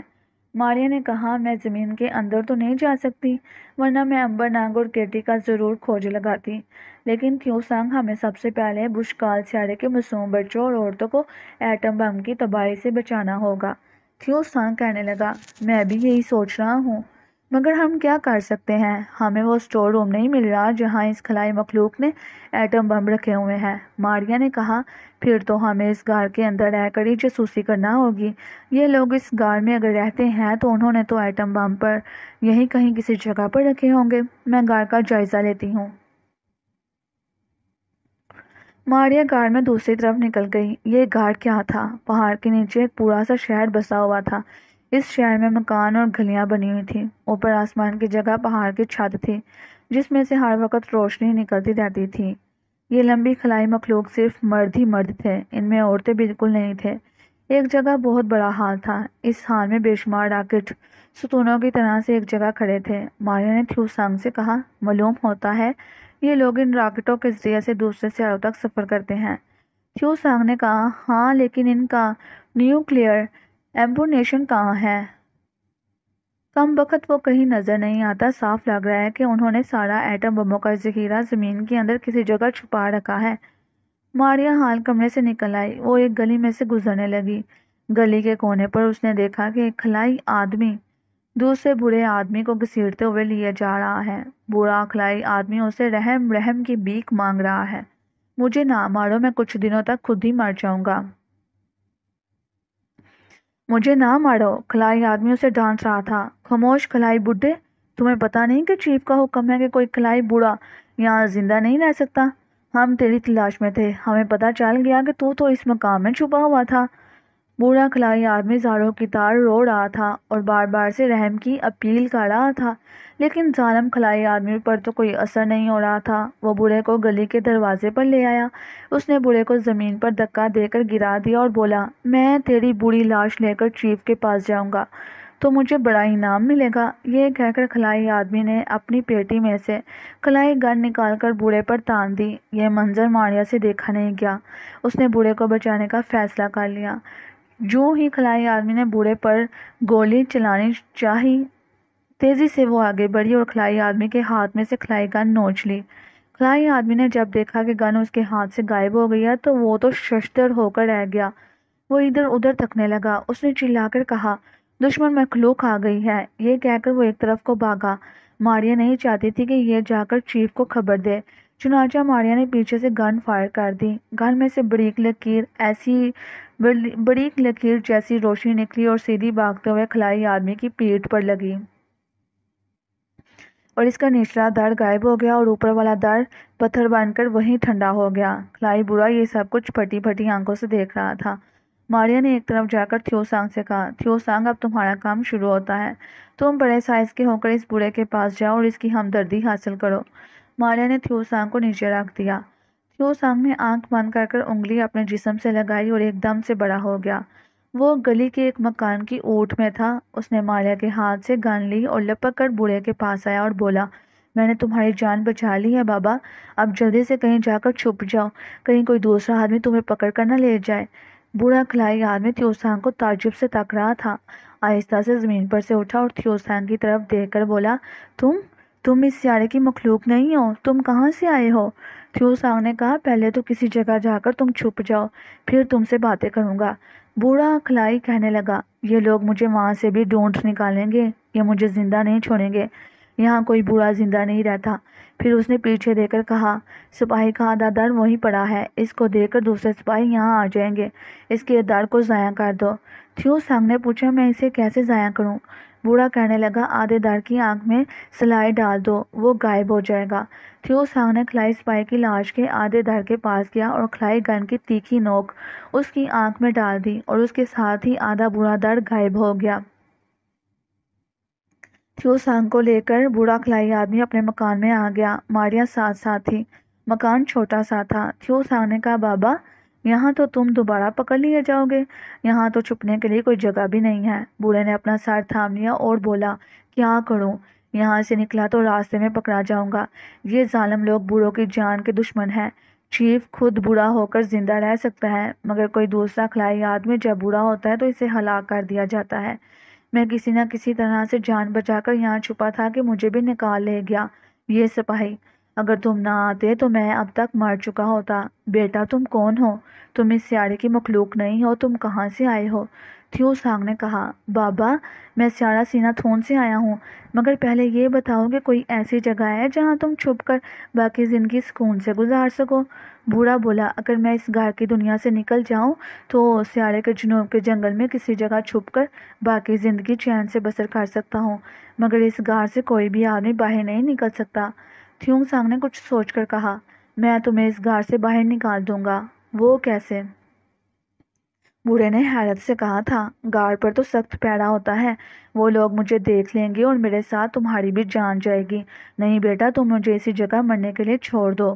تھیو سانگ کہنے لگا، بابا، میں تمہیں اپنی جیب میں چھپا کر لے جاؤں گا۔ بوڑھا بولا، بیٹا، مجھ سے مذاق نہ کرو، میں پہلے ہی بہت غم زدہ ہوں۔ تھیو سانگ نے بڑے اطمینان سے بوڑھے کو اعتماد میں لیتے ہوئے کہا، بابا، میرے پاس ایک جادو ہے جس کی مدد سے میں تمہیں اتنا چھوٹا کر دوں گا کہ تم میری جیب میں چھپ جاؤ گے، بس پھر میں تمہیں یہاں سے نکال لے جاؤں گا۔ خلائی بوڑھا کچھ دیر تک تھیوسانگ کی شکل دیکھتا رہا، پھر بولا، مجھے یقین نہیں آ رہا۔ اتنے میں گلی میں شور بلند ہوا۔ بوڑھے نے گھبرا کر کہا، دوسرے سپاہی آ گئے ہیں، انہیں پتہ چل گیا کہ یہاں میں چھپا بیٹھا ہوں، اب مجھے موت کے منہ سے کوئی نہیں بچا سکتا۔ تھیوسانگ نے کہا، میں تمہیں چھوٹا کرنے لگا ہوں، تیار ہو جاؤ۔ اس کے ساتھ ہی تھیوسانگ نے آنکھ بند کر بوڑھے کے کاندھے سے انگلی لگا دی۔ خلائی بوڑھا تو بالکل ننھا سا بن گیا۔ ماریا نے کہا، تم نے بہت اچھا کیا تھیوسانگ۔ تھیوسانگ بولا، باہر دشمن آ گیا، میں خود بھی چھوٹا ہو رہا ہوں، تم ہم دونوں کو اپنے ہاتھوں میں اٹھا لینا تاکہ ہم دونوں غائب ہو جائیں۔ خلائی بوڑھا چھوٹا ہو کر بوکھلا گیا تھا اور ننھے ننھے سے ہاتھوں سے اپنے جسم کو ٹٹول رہا تھا۔ تھیوسانگ نے دوسری بار انگلی لگا کر خود کو بھی چھوٹا کر لیا۔ اس وقت دروازے پر کسی نے گن سے فائر کیا اور دروازہ ٹوٹ کر گر پڑا۔ جب سپاہی اندر داخل ہوئے تو ماریا نے ننھے تھیوسانگ اور ننھے بوڑھے کو اٹھا کر غائب کر دیا تھا۔ سپاہی حیرت سے کمرے میں دیکھنے لگے کہ بوڑھا کہاں چلا گیا۔ انہوں نے سارے مکان کی تلاشی لی اور پھر ناکام ہو کر چلے گئے۔ ان کے جاتے ہی ماریا بھی وہاں سے باہر آ گئی۔ وہ گلیوں میں سے گزرتی غار کی بڑی سی راہداری میں آئی۔ یہاں سے وہ لومڑ کی غار میں پہنچ گئے۔ یہاں کئی پہرے دار کھڑے تھے مگر ماریا کو تو کوئی دیکھ نہیں سکتا تھا۔ وہ غار سے نکل گئی۔ باہر نکلتے ہی اس نے ہوا میں اپنے آپ کو اچھالا اور فضا میں تیرتی ہوئی میدان عبور کر پہاڑ کے اوپر اور پھر اس کے دوسری طرف ڈھلان سے نیچے اترتی چلے گئی۔ گھنے جنگل کے ایک درخت کے نیچے آ کر رک گئی اور زمین پر اتر آئی۔ اترنے کے ساتھ ہی ماریا نے تھیوسانگ سے کہا، وہ خود بھی اپنے اصل قد میں آ جائے اور بوڑھے کو بھی بڑا کر دے۔ تھیوسانگ نے ایسا ہی کیا، پہلے وہ خود بڑا ہو گیا اور اس کے بعد بوڑھے کو بڑا کر دیا۔ بوڑھا تو بیچارہ ابھی تک سے بوکھلایا ہوا تھا۔ تھیوسانگ نے اسے تسلی دی اور کہا، یہ تو صرف ایک سائنسی فارمولا تھا جس پر عمل کرتے ہوئے میں نے تمہیں بھی چھوٹا کر دیا تھا اور خود بھی چھوٹا ہو گیا تھا۔ بوڑھا بولا، مگر ہم ہوا میں کیسے اڑتے رہے؟ یہ بھی اسی سائنسی فارمولے کا کرشمہ تھا۔ اب تم یہ بتاؤ کہ یہ کون سی جگہ ہے جہاں تم کو چھپا دیا جائے تاکہ تم باقی کی زندگی ان خونخوار لوگوں کی نگاہوں سے بچ کر گزار سکو۔ بوڑھے نے جنگل میں چاروں طرف نگاہ دہرائی اور بولا، اس جنگل کے بعد ایک دوسرا جنگل ہے، وہاں زمین کے اندر تانبے کی ایک پرانی سی کھان ہے جو اب کئی برسوں سے ویران ہو چکی ہے، میں وہاں پناہ لے سکتا ہوں۔ انہوں نے جنگل میں چلنا شروع کر دیا۔ دوپہر کے بعد وہ دوسرے جنگل میں پہنچ گئے۔ تانبے کے جس کان کے بارے میں بوڑھے نے بتایا تھا وہ جنگلی جھاڑیوں اور درختوں میں چھپی ہوئی تھی۔ اس کا دروازہ ایک سوراخ ہی رہ گیا تھا۔ بوڑھے نے کہا، یہ کان کا دروازہ ہے، میں اسے اندر سے جنگلی جھاڑیوں اور درختوں کی شاخوں سے بند کر لوں گا۔ تھیوسانگ اور ماریا اس بوڑھے خلائی انسان کے ہمراہ تانبے کی کان میں داخل ہو گئے۔ کان ویران تھی، جگہ جگہ سے پانی چھت سے ٹپک رہا تھا۔ لکڑی کے کئی ستون ڈھہ چکے تھے۔ کئی کان کے اندر پہاڑوں کی چھت کے خفیہ سوراخوں میں سے دھیمی دھیمی روشنی آ رہی تھی۔ کان کے کافی اندر جا کر بوڑھے خلائی انسان نے ایک جگہ بیٹھتے ہوئے کہا تھا، بس یہ جگہ زندگی گزارنے کے لیے ٹھیک رہے گی۔ میرے بیٹے، اب تم جا سکتے ہو، تمہارا بہت بہت شکریہ۔ تھیوسانگ نے کہا، بابا، میرا بھی اس سیارے پر کوئی نہیں ہے۔ میں نے تمہیں بتایا نہیں کہ اس سیارے کے لوگ میرے بھی دشمن ہیں اور وہ مجھے بھی موت کے گھاٹ اتار دینا چاہتے ہیں کیونکہ میں سینہ تھون کے بادشاہ کا رشتہ دار ہوں اور یہاں امن کا پیغام لے کر آیا تھا۔ پھر کیا ہمارے چیف نے امن کا پیغام قبول نہیں کیا؟ بوڑھے نے پوچھا۔ نہیں، بلکہ الٹا اس نے مجھے مار ڈالنے کا حکم دیا کہ اگر میرے پاس سائنسی فارمولا نہ ہوتا تو میں تو کب کا مر گیا ہوتا۔ بوڑھے نے کہا، اچھا، اگر یہ بات ہے تو بیٹا تم بھی میرے ساتھ اس کان میں پڑے رہو، تمہارے ساتھ میرا بھی دل لگ جائے گا۔ تھیوسانگ نے کہا، اچھا بابا، تم آرام کرو، میں تمہارے لیے جنگل سے کچھ کھانے کو لاتا ہوں۔ بوڑھا ہنسنے لگا، بیٹا، کیا تمہارے سیارے میں لوگ ابھی تک جنگل سے پھل توڑ توڑ کر کھاتے ہیں؟ ہم لوگوں کو خوراک کی ایک گولی کھا کر ایک ہفتہ گزار دیتے ہیں۔ تھیوسانگ کچھ شرمندہ سا ہو کر بولا، بابا، تمہارا سیارہ تو بہت ترقی کر چکا ہے، ہم لوگ تو ابھی تک اناج کھاتے ہیں۔ اچھا، میں ذرا باہر دیکھ کر آؤں کہ کوئی ہمارا پیچھا تو نہیں کر رہا تھا۔ یہ کہہ کر تھیوسانگ کان سے باہر آ گیا۔ ماریا نے باہر آتے ہی کہا، تم اس بوڑھے سے پوچھتے کیوں نہیں کہ چیف نے اپنے اسلحے کو کہاں چھپا رکھا ہے؟ تھیوسانگ نے کہا، صبر سے کام لو ماریا، اس طرح سے ہو سکتا ہے کہ اس کا جذبہ حب الوطنی بیدار ہو جائے۔ اور وہ مجھے کچھ نہ بتائے، میں آہستہ آہستہ طریقے سے پوچھوں گا۔ ابھی ویسے بھی یہ لوگ 4 دن کے بعد ایٹم بم گرانے والے ہیں۔ ماریا کہنے لگی، بہرحال تمہیں دیر نہیں کرنی چاہیے۔ وہ رات ماریا اور تھیو سانگ نے وہی تانبے کی کان میں بوڑھے کے ساتھ گزار دی۔ دوسرے دن تھیو سانگ نے بوڑھے کو صاف صاف بتا دیا کہ اسے معلوم ہوا ہے کہ چیف کسی دوسرے سیارے بشکال پر ایٹم بم گرا کر وہاں لاکھوں بے گناہ بچوں اور عورتوں کو موت کے گھاٹ اتار دے گا۔ بوڑھے نے افسوس کے ساتھ کہا، یہ تو بڑا ظلم ہے۔ تھیو سانگ بولا، یہی تو میں بھی کہتا ہوں۔ اگر مجھے پتا چل جائے کہ چیف نے ایٹم بم کہاں چھپایا ہوا ہے تو میں تو اسے فوراً ضائع کر دوں تاکہ بے گناہ بچوں کا نہ حق خون خراب نہ ہو۔ بوڑھا بولا، چیف بڑا چلاک ہے۔ اس کے پاس اس وقت 4 ایٹم بم ہیں جو بے حد خطرناک ہیں۔ یہ چاروں بم ایک چھوٹے سے مصنوعی سیارے میں بند کر کر اس نے اس سیارے کی زمین کے گرد چھوڑ رکھے ہیں تاکہ وہاں محفوظ رہیں۔ تم خلا میں مصنوعی سیارے تک کیسے پہنچ سکتے ہو؟ ماریا یہ سن کر حیران ہوئی۔ تھیو سانگ بھی بڑا حیران ہوا کہ واقعی چیف نے تو بڑی عجیب سی اسکیم لڑائی تھی۔ ان کے تو تصور میں بھی نہیں آ سکتا تھا کہ 4 ایٹم بم کسی مصنوعی سیارے میں بند کر کر فضا میں چھوڑ رکھے ہوں گے۔ بوڑھا کہہ رہا تھا، جس روز چیف کے خلاباز بشکال پر ایٹم بم گرانے جائیں گے تو وہ سب سے پہلے خلا میں مصنوعی سیارے کے قریب جا کر اس میں سے بم نکالیں گے، پھر آگے روانہ ہوں گے۔ کیا تم مصنوعی سیارے پر جا سکتے ہو؟ نہیں، تم نہیں جا سکتے، تھیو سانگ نے پوچھا۔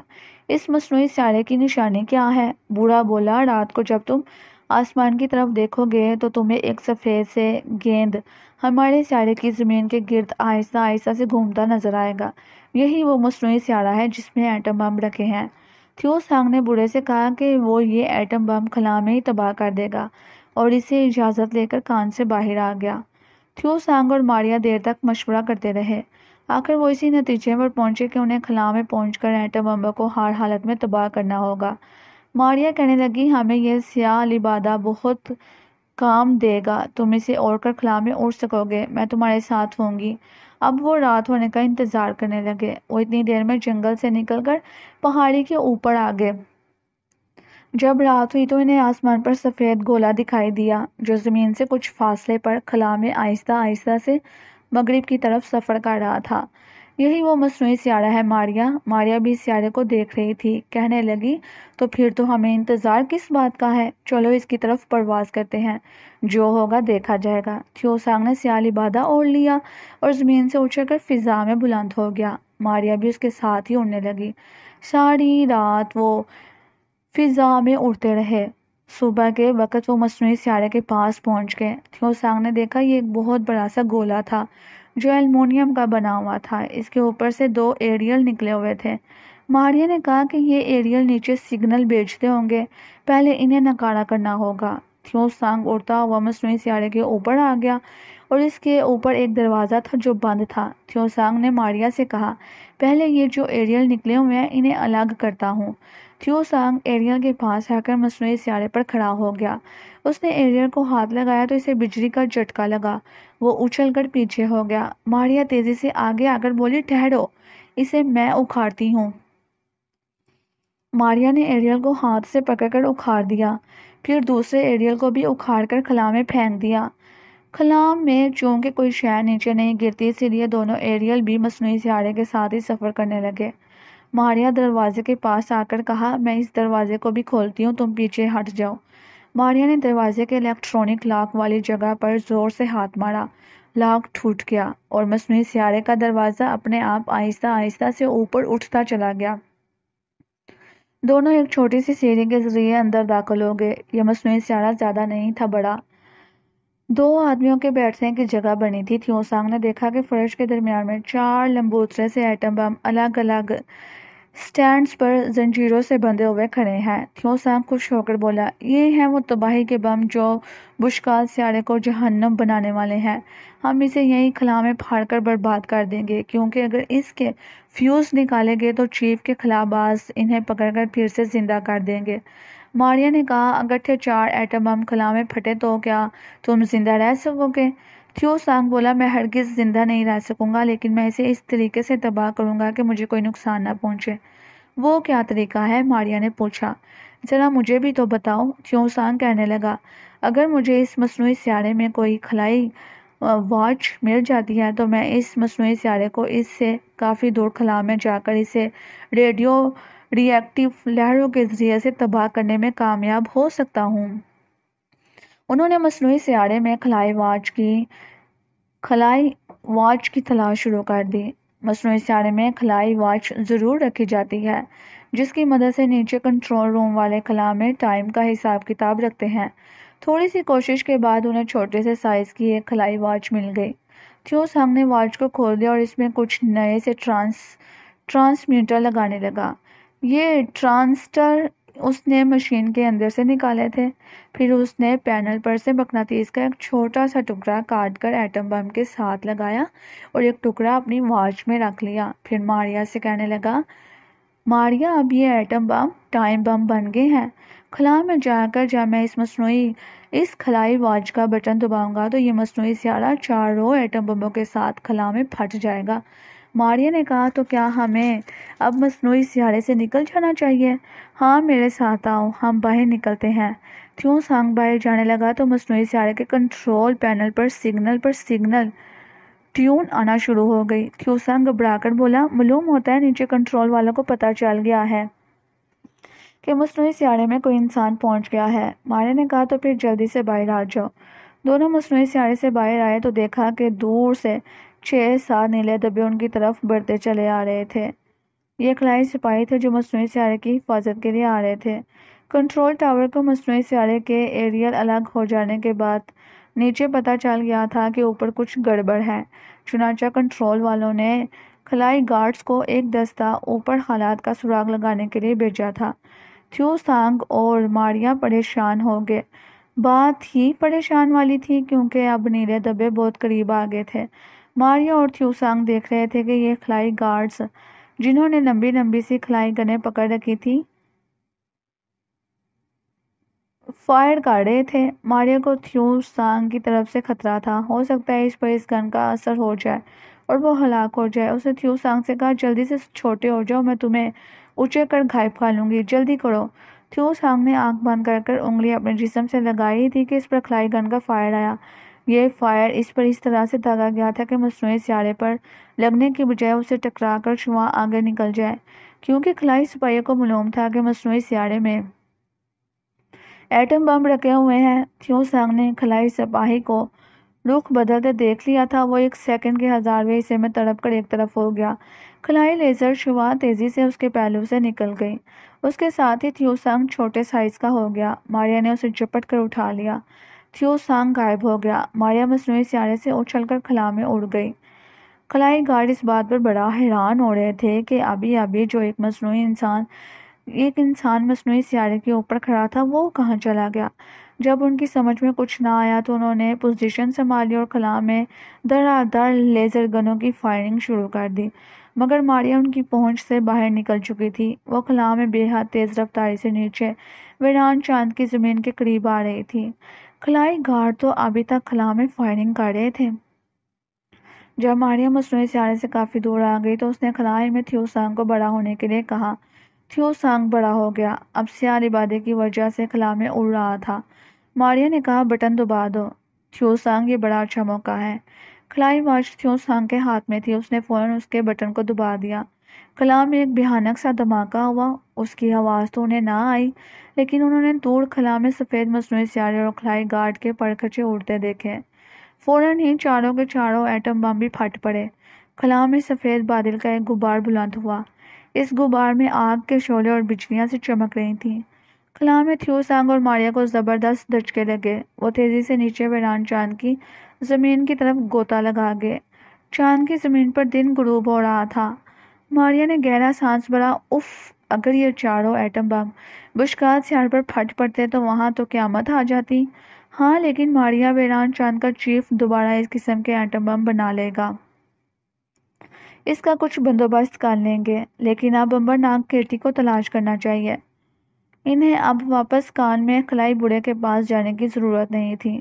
پہاڑی سے اتر کر ماریا اور تھیو سانگ ویران چاند کے جنوب کی طرف چلنے لگے۔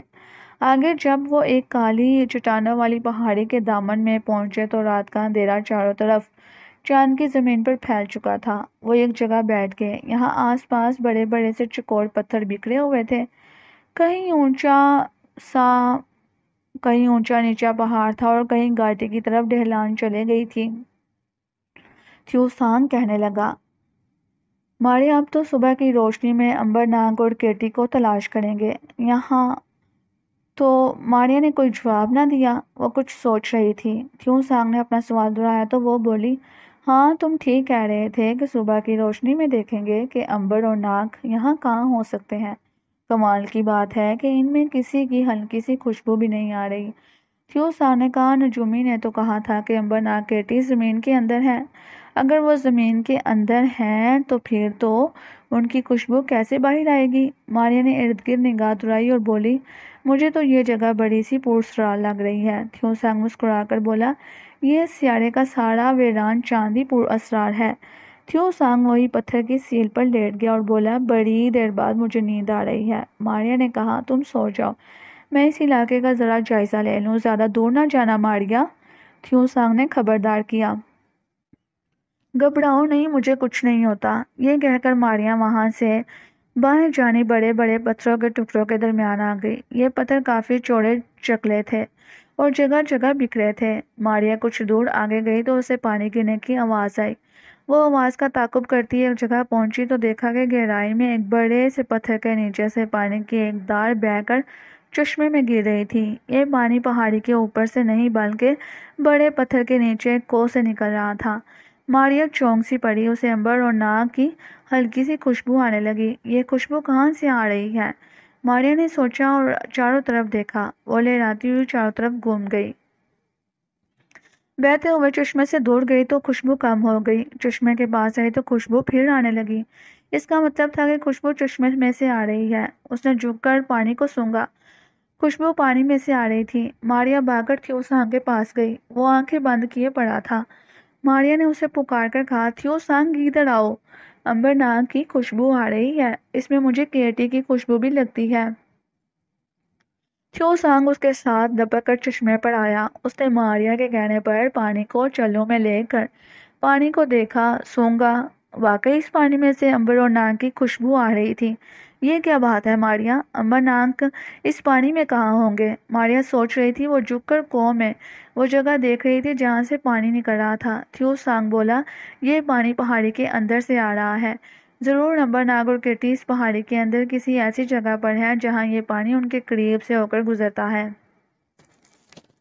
تھیو سانگ نے پہاڑی پر نگاہ ڈالی۔ یہ پہاڑی تو چاروں طرف سے بند ہے، اس میں کوئی غار بھی نظر نہیں آ رہا۔ پھر امبر ناگ کیٹی اس کے اندر کیسے چلے گئے؟ ماریا نے کہا، یہ مت کہو، کیونکہ ہمارے ساتھ ہزاروں سالہ کے سفر میں ایسا اکثر ہوتا رہا ہے۔ ہم ایسی جگہوں پر پہنچ چکے ہیں کہ جہاں انسان کا تصور بھی نہیں کیا جا سکتا۔ پھر اس پہاڑی کے اندر کیسے چل کر دیکھا جائے؟ تھیو سانگ کے اس سوال پر ماریا نے پہاڑی کا ایک چکر لگایا۔ اندر جانے کا کوئی جگہ نہیں تھی۔ واپس تھیو سانگ کے پاس آ کر بولی، اس پہاڑی کا غار ضرور ہے، لیکن اس غار کا دروازہ کسی خفیہ جگہ پر ہوگا۔ مجھے یقین ہے کہ ڈلانگ نے امبر ناگ اور کیٹی کو اسی پہاڑی کے اندر پھینک رکھا ہے۔ اگر امبر ناگ کیٹی اس پہاڑی سے باہر نہیں نکل سکے تو یہ اس بات کا ثبوت ہے کہ پہاڑ میں غار کا دروازہ کوئی نہیں بلکہ کوئی گہرا کنواں کسی جگہ موجود ہے، کیونکہ امبر گہرے کنویں سے باہر نہیں نکل سکتا۔ تھیو سانگ نے کہا، لیکن ناگ تو باہر نکل سکتا تھا۔ ماریا کہنے لگی، ہو سکتا ہے ناگ کی طاقت بھی کسی طلسم یا کیمیکل رد عمل کی وجہ سے ختم ہو گئی ہو۔ پھر ہمیں تو وہ کنواں تلاش کرنا چاہیے، تھیو سانگ بولا۔ ماریا اور تھیو سانگ پہاڑی کے اوپر آ گئے۔ پہاڑی جھک کر ایک ایک پتھر کو سونگھنے لگے۔ ایک پتھر کے نیچے سے اسے امبر اور ناگ کی خوشبو آتی محسوس ہوئی۔ اس نے چلا کر کہا، تھیو سانگ، اس پتھر کے نیچے وہ کنواں ہے جس کی تلاش ہمیں ہے۔ ماریا نے ایک ہی جھٹکے سے بھاری پتھر کو ایک طرف کر دیا۔ پتھر تو ایک طرف پھٹا تو نیچے ایک اور گہرا کنواں نظر آیا۔ اس کنویں کے اندر سے اب امبر ناگ اور کیٹی کی تیز خوشبو آ رہی تھی۔ ماریا نے تھیو سانگ کو باہر ہی رہنے کو کہا اور خود کنویں میں چھلانگ لگا دی۔ کنویں کے نیچے ایک طرف امبر اور کیٹی دیوار سے سر لگائے آنکھیں بند کیے خاموش بیٹھے تھے۔ پاس ہی ناگ شیشے کے سیاہ عقاب کی شکل میں پڑا تھا۔ ایک دم سے امبر نے آنکھیں کھول دی اور کیٹی سے کہنے لگا، کیٹی، مجھے ماریا کی خوشبو آ رہی ہے، کیا تم بھی اس خوشبو کو محسوس کر رہی ہو؟ اس وقت ماریا ان کے قریب آ گئی۔ امبر اور کیٹی کو دیکھ کر اس کا دل بھاگ بھاگ ہو گیا۔ کیٹی آنکھیں کھول کر بولی، ماریا کی بڑی تیز خوشبو آ رہی ہے امبر۔ ہاں۔ امبر اٹھ بیٹھا، ماریا کہیں قریب ہی ہے۔ امبر نے ماریا کو آواز دی تو ماریا نے مسرت بڑے لہجے میں کہا، امبر میں تمہارے پاس ہی ہوں، خداوند کا شکر ہے کہ تم لوگوں کی شکل نظر آئی۔ کیٹی نے خوشی سے نعرہ لگایا اور کہا، ماریا تم واقعی ہمارے پاس آ گئی، اف، تمہارے بغیر تو ہم اتنے پریشان تھے نا، ایسے پریشانی کے دن گزارے ہیں نا۔ ماریا نے کہا، میں آ گئی ہوں۔ امبر نے تھیوسان کا پوچھا تو ماریا نے بتایا وہ کنویں کے باہر ہمارا انتظار کر رہا ہے۔ ماریا نے سیاہ عقاب کی طرف دیکھ کر کہا، یہ سیاہ عقاب کا بت کہاں سے آ گیا؟ امبر افسوس بڑے لہجے میں بولا، یہ ناگ ہے ماریا، عقاب بن کر دشمن کے قلعے کے اوپر جائزہ لینے اڑ رہا تھا کہ اس پر گن فائر ہوا اور گن کی شعاؤں کے کیمیکل ری ایکشن سے یہ شیشے کا بن گیا۔ پھر امبر نے ماریا کو اپنی داستان سنائی اور ماریا نے انہیں اپنی درد بڑی مگر ایڈونچر سے بھرپور کہانی بیان کی۔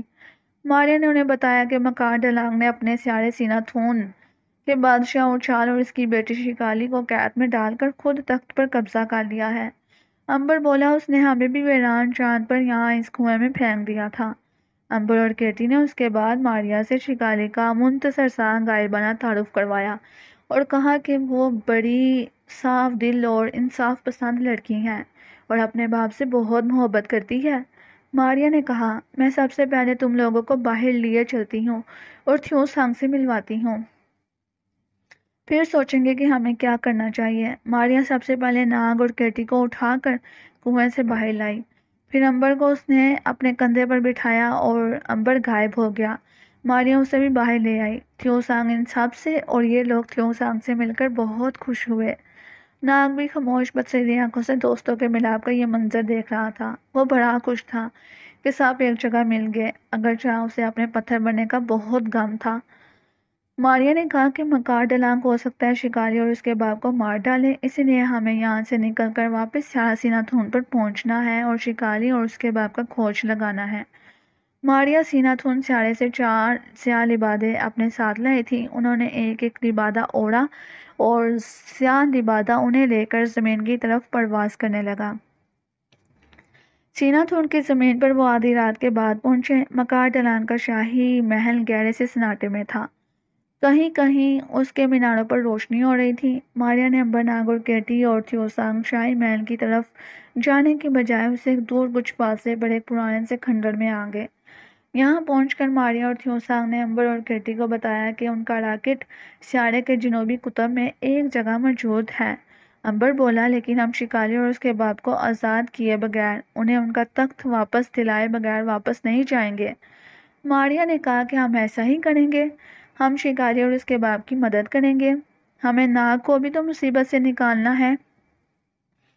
وہ دیر تک سوچ بچار کرتے رہے، آخر یہ فیصلہ ہوا کہ ماریا اور امبر تو شکالی کی کھوج میں شاہی محل کی طرف جائیں گے اور ناگ، تھیوسانگ اور کیٹی وہیں کھنڈر میں رہ کر ان کا انتظار کریں گے۔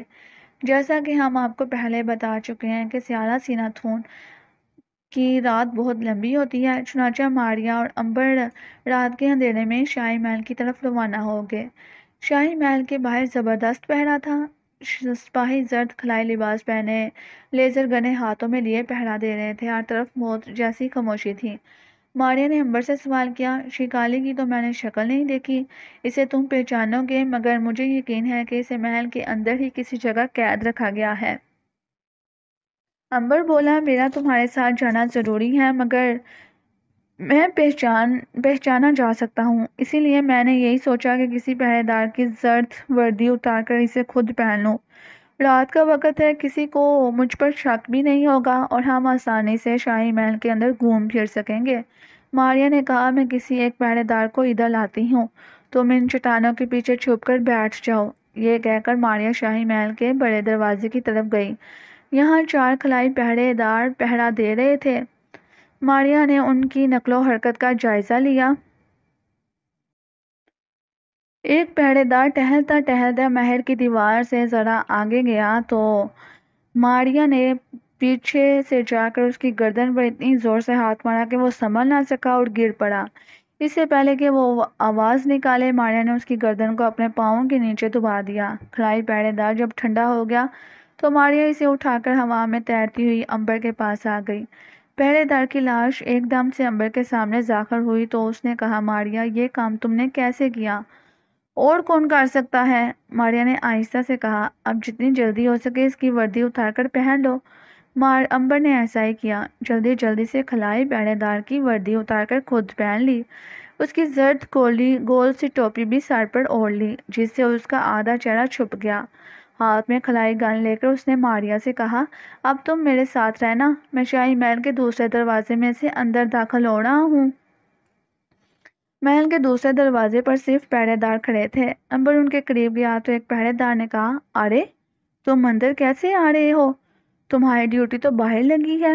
امبر نے آواز بدل کر کہا، مجھے حضور ڈلانگ کے ذریعے حضور ڈلانگ کے وزیر شاتو نے کسی کام کے لیے بلایا ہے۔ پہرے دار بولا، مگر وہ سامنے وزیر شاتو کے محل میں تو اندھیرا چھایا ہوا ہے، وہ تو سو رہا ہے۔ امبر کو یہ پتا چل گیا تھا کہ ڈلانگ کے وزیر شاتو کا محل سامنے ہے۔ وہ جانتا تھا کہ شاتو ہی نے ڈلانگ کے ساتھ سازش کر کر شکالی کے باپ اچھال کو غائب کیا ہے اور وہی اس کا پتہ بتا سکتا ہے۔ امبر نے پہرے دار سے کہا، وزیر شاتو میرا انتظار کر رہا ہے، تم مجھے روک نہیں سکتے۔ خلائی پہرے دار نے کندھے اچکا کر کہا، ہم تمہیں کہاں روکتے ہیں، جاؤ تم ہمارے ساتھی پہرے دار ہو، چلے جاؤ۔ امبر تیز تیز قدم اٹھاتا وزیر شاتو کے محل کی طرف جا رہا تھا۔ ماریا کی خوشبو سے ساتھ ساتھ آ رہی تھی۔ وزیر شاتو کے محل کے برآمدے میں آ کر امبر نے آہستہ سے کہا تھا، ماریا یہی وہ اصل آدمی ہے جو ہمیں شکاری اور اس کے باپ کے بارے میں بتا سکتا ہے۔ ماریا بولی، مگر وہ بتائے گا نہیں۔ امبر نے کہا، ہم اسے بتانے پر مجبور کر دیں گے۔ ماریا نے امبر کو بتایا کہ یہ خلائی مخلوق ہے، ہو سکتا ہے انہوں نے اپنے پاس کوئی ایسا خفیہ زہر رکھا ہو جس کو کھا کر یہ خودکشی کر لے، یا یہ بھی ہو سکتا ہے کہ یہ کسی خفیہ بٹن کو دبا کر غائب ہو جائے۔ امبر بولا، آج تک تو اس سیارے پر ایسا نہیں ہوا، بہرحال جو ہوگا دیکھا جائے گا۔ ہمیں وزیر شاتو کے محل میں جانا ہوگا، تم میرے ساتھ ساتھ رہنا، میں تمہارے ساتھ ہوں۔ ماریا نے کہا، بلکہ اگر تمہیں کوئی رکاوٹ پیش نہ آئی تو میں اسے دور کر دوں گی۔ امبر مسکرایا، تمہارا شکریہ ماریا بہن، لیکن میں یہ رکاوٹ خود ہی دور کر سکتا ہوں۔ ماریا بھی ہنس کر کہا، پھر بھی بعض ایسی رکاوٹیں ہوتی ہیں کہ جنہیں تم میری مدد کے بغیر دور نہیں کر سکتے۔ دونوں مسکرانے لگے۔ امبر برآمدے میں سے گزر کر وزیر شاتو کے بڑے محل کی شاہی خوابگاہ کی طرف بڑھا۔ یہاں پر دو اونچے سے لمبے ہٹے کٹے خلائی گارڈ چاقو چوبند کھڑے تھے۔ امبر کو قریب آتا دیکھ کر انہوں نے فوراً پوزیشن سنبھالی اور ایک نے کڑک کر پوچھا، ادھر کیا لینے آ رہے ہو؟ امبر نے کہا، مجھے وزیر نے بلایا ہے۔ پہرے دار بولا، کوٹ نمبر بولو اپنا۔ امبر بگلے جھانکنے لگا کیونکہ اسے تو کوٹ نمبر معلوم نہیں تھا۔ پہرے دار نے جب دیکھا کہ امبر کوٹ نمبر نہیں بتا رہا تو اس نے گن اس پر تان لی۔ خبردار اپنی جگہ سے حرکت کی تو میں تمہیں فائر کر دوں گا۔ اس نے اپنی ساتھی پہرے دار سے کہا، اسے گرفتار کر لو۔ دوسرے پہرے دار نے خلائی گن کو امبر کی طرف تان لیا اور قریب آ کر بولا، اپنی گن نیچے پھینک دو۔ یہ سارا تماشا ماریا خاموشی سے دیکھ رہی تھی۔ وہ نہیں چاہتی تھی کہ یہاں شور شرابہ ہو۔ وہ ہر کام، ہر حملہ خاموشی اور سکون سے کرنا چاہتی تھی۔ امبر نے اپنی گن نیچے پھینک دی اور بولا، ماریا کیا خیال ہے تمہارا؟ پہرے دار نے چونک کر پیچھے دیکھا، پھر پوچھا، یہ تم کس ماریا کو پکار رہے ہو؟ امبر مسکرایا، بھائی ماریا کو تم نہیں جانتے، وہ تو تمہارے بالکل پاس کھڑی ہے۔ ماریا نے ڈانٹ پھیلاتے ہوئے کہا، امبر تم فضول باتیں کیوں کر رہے ہو؟ میرے بارے میں بتانے کی بھلا کیا ضرورت ہے؟ اب جو پہرے داروں نے ایک عورت کی غیبی آواز سنی تو انہوں نے تو امبر پر فائر کر دیا۔ وہ اسے کوئی دشمن مخلوق سمجھ بیٹھے تھے۔ گن کی زر شعاع امبر کے سینے سے جا کر ٹکرائی مگر امبر کو کوئی نقصان نہ پہنچ سکا۔ وہ اپنی جگہ پر اسی طرح سے کھڑا رہا۔ پہرے دار نے دوسرا فائر چونک دیا۔ امبر پر اب بھی کوئی اثر نہ ہوا تو پہرے دار تو بونچ کے ہو کر رہ گئے۔ اب ماریا نے کہا، اہم کو تم نے تو خواہ ہمارا راستہ کیوں روکا ہے؟ اب اس کا مزہ چکھو۔ یہ کہہ کر ماریا نے ان دونوں کی گردنیں دبوچ کر اتنی زور سے ان کے سر آپس میں ٹکرائے کہ دونوں اپنی جگہ سے 1 فٹ اچھل کر دھڑام سے سیدھے زمین پر گرے اور بے ہوش ہو گئے۔ ماریا نے امبر سے کہا، بھلا تم نے اپنی گن کیوں پھینک دی تھی امبر؟ امبر بولا، میں انہیں دل کی حسرت پوری کرنے کا موقع دینا چاہتا تھا۔ ماریا کہنے لگی، ان کے فائر سے تمہارے اندر کیمیکل رد عمل بھی پھیل سکتا تھا۔ بہرحال اب جلدی سے محل کے اندر چلو۔ ابھی اصل کام کرنا باقی ہے۔ دونوں محل کی خوابگاہ کے بڑے دروازے کے اندر داخل ہو گئے۔ سامنے ایک اور دروازہ تھا جو اندر سے بند تھا۔ ماریا بولی میں اندر جا کر دروازہ کھولتی ہوں۔ ماریا بند دروازے میں سے گزر کر خوابگاہ کے اندر داخل ہو گئی۔ اندر اندھیرا چھایا ہوا تھا۔ ماریا نے دروازہ کھول دیا۔ امبر بھی اندر آ گیا۔ خوابگاہ میں گپ اندھیرا تھا مگر امبر اور ماریا کو ہر شے کا دھندلا دھندلا سا خاکہ دکھائی دے رہا تھا۔ اسے کسی عورت کے کڑھانے کی آواز آئی تو وہ تیزی سے آگے بڑھے۔ انہوں نے دیکھا کہ ایک بہت عالیشان پلنگ بچھا ہے۔ پلنگ کے نیچے ایک لڑکی اس طرح سے پڑی ہے کہ اس کے بال پلنگ کے ایک پائے کے ساتھ کس کر باندھ گئے ہیں۔ یہ لڑکی تکلیف کی وجہ سے رو رہی ہے۔ پلنگ پر وزیر شاہ ریشمی چادر اوڑھے گہری نیند سو رہا تھا۔ امبر نے پہلا کام یہ کیا کہ جلدی سے لڑکی کے بال کھول ڈالے۔ لڑکی نے آنکھیں پھاڑ پھاڑ کر اندھیرے میں امبر کو دیکھا اور کہا، مجھے زمین میں زندہ دفن نہ کرنا۔ امبر نے جلدی سے اس لڑکی کے منہ پر ہاتھ رکھ دیا کہ آواز سن کر وزیر شاہ جاگ نہ پڑے۔ وہ لڑکی کو اٹھا کر باہر خوابگاہ میں لے آیا۔ ماریا بھی اس کے ساتھ تھی۔ باہر لا کر امبر نے لڑکی کو بڑی مشکل سے سمجھایا کہ وہ اس کی جان بچانے آیا تھا۔ تم اس جگہ چھپ کر بیٹھی رہو، ہم ابھی تمہیں ساتھ لے کر تمہارے گھر پہنچا دیں گے۔ لڑکی نے روتی ہوئی آنکھوں کے ساتھ بتایا کہ اس کی بہن کی جان بچائی جائے۔ امبر نے پوچھا، تمہاری بہن کہاں ہے؟ لڑکی نے سسکیاں بڑھی اور کہا، میری چھوٹی بہن کو شاتوں کے سپاہیوں نے محل کے پچھواڑے باغ میں زندہ دفن کر دیا ہے۔ امبر اور ماریا نے لڑکی کو ساتھ لیا اور تیزی سے محل کے پیچھے باغ میں آ گئے۔ لڑکی نے ایک درخت کی طرف اشارہ کیا۔ اس درخت کے نیچے تھوڑی دیر پہلے انہوں نے میری بہن کو زندہ دفن کیا تھا، میں اسے دیکھ کر روتی رہی تھی۔ امبر نے ماریا سے کہا، زمین کھودنے لگا ہوں میں ماریا، تم میرا ساتھ دو۔ بدنصیب لڑکی اپنے بہن کے غم میں اشک بار تھی۔ انہوں نے محسوس ہی نہ کیا کہ امبر نے کس ماریا کو آواز دی ہے۔ امبر اور ماریا تیزی سے زمین کھودنے لگے۔ امبر اپنی پوری طاقت سے زمین کھود رہا تھا۔ چند لمحوں میں قبر کھل گئی۔ انہوں نے دیکھا کہ اندر گڑھے میں ایک لڑکی گھٹنے پیڑ سے لگائے پڑی تھی۔ امبر نے فوراً اسے باہر نکال کے زمین پر لٹا دیا۔ لڑکی کی بڑی بہن اپنی چھوٹی بہن سے لپٹ گئی۔ امبر نے لڑکی کے پھیپھڑوں میں مصنوعی تنفس سے تازہ ہوا پہنچائی۔ لڑکی نے آنکھیں کھول دی۔ دونوں بہنیں ایک دوسرے سے لپٹ کر رونے لگیں۔ امبر نے ان سے پوچھا کہ ان کا گھر کہاں ہے؟ بڑی لڑکی نے کہا کہ یہاں سے تھوڑی دور شہر کی آخری گلی میں ہمارا مکان ہے، ہمیں وہاں پہنچا دو۔ امبر نے انہیں تسلی دی اور ان سے کچھ دور جا کر ماریا سے بولا، ماریا میں انہیں ان کے گھر چھوڑ کر آتا ہوں، تم اسی جگہ ٹھہرو۔ ماریا نے کہا، راستے میں تمہیں دوسرے پہرے دار بھی ملیں گے، معاملہ گڑبڑ نہ ہو جائے۔ میرا تو خیال ہے کہ ان دونوں بہنوں کو اسی جگہ چھپا دیتے ہیں اور ہم اپنا مشن شروع کرتے ہیں۔ امبر ایک لمحے کے لیے سوچ میں پڑ گیا، پھر بولا، یہ لڑکیاں یہاں گھبرا جائیں گی، کوئی پہرے دار ادھر آ گیا تو انہیں زندہ نہیں چھوڑے گا، تم یہاں ٹھہرو، میں انہیں گھر چھوڑ کر ابھی واپس آؤں گا۔ ماریا نے امبر کے ایک بار پھر منع کیا لیکن امبر تو باز نہ آیا۔ دونوں بہنوں کو ساتھ لے کر شاہی محل کے باغ سے نکل کر شہر کی طرف چلا۔ شہر سنسان پڑا تھا، گلیاں اور بازار ویران تھے، کہیں کہیں مکانوں میں روشنی ہو رہی تھی۔ امبر دونوں بہنوں کو لے کر جلدی جلدی ان کی گلی میں داخل ہوا۔ بڑی لڑکی نے کہا، وہ کونے والا مکان ہمارا ہے۔ امبر نے جلدی جلدی دونوں لڑکیوں کو ان کے مکان میں پہنچا کر تاکید کی کہ اندر سے دروازہ بند کر لیں اور واپس مڑا۔ اسے ماریا کے پاس جلدی پہنچنا تھا۔ سنسان شہر کی تنگ گلی سے نکل کر وہ بازار میں آیا تو اچانک نیلی روشنیاں بکھیرتی ایک موٹر گاڑی جو اوپر سے بند تھی اس کی طرف آئی۔ امبر نے پہرے داروں کا لباس پہن رکھا تھا، اسی لیے اسے کوئی زیادہ خطرہ نہیں تھا، پھر بھی وہ ہوشیار ہو گیا۔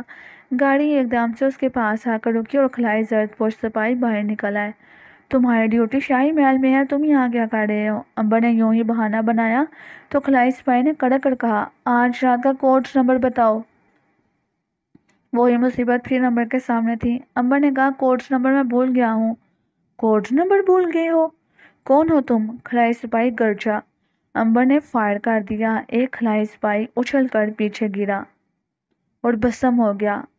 وہ دوسرا فائر کرنے والا تھا کہ بند گاڑی کی گن میں سے نیلی شعاع کا فائر اس پر ہوا۔ یہ شعاع امبر کو ہلاک تو نہ کر سکی لیکن اس نے اسے اپنی جگہ پر پتھر کا کر دیا۔ امبر نے اپنے ہاتھ پاؤں ہلانے چاہے مگر وہ نہ ہل سکا۔ خلائی سپاہی بھی اسے تعجب سے دیکھنے لگے۔ اس پر تو شعاع کا الٹا اثر ہو رہا ہے، یہ کسی دوسرے سیارے سے آیا ہے، یہ ہمارا دشمن ہے۔ دوسرا سپاہی بولا اس کے ساتھ وہی سلوک کرو جو ہمارے قانون میں لکھا ہے، اسے خلا میں چھوڑ دو، چلو اسے اٹھا کر گاڑی میں ڈالو۔ 3 سپاہیوں نے امبر کو ایک پتھر کے ستون کے طرح اٹھا کر بند گاڑی میں ڈال دیا۔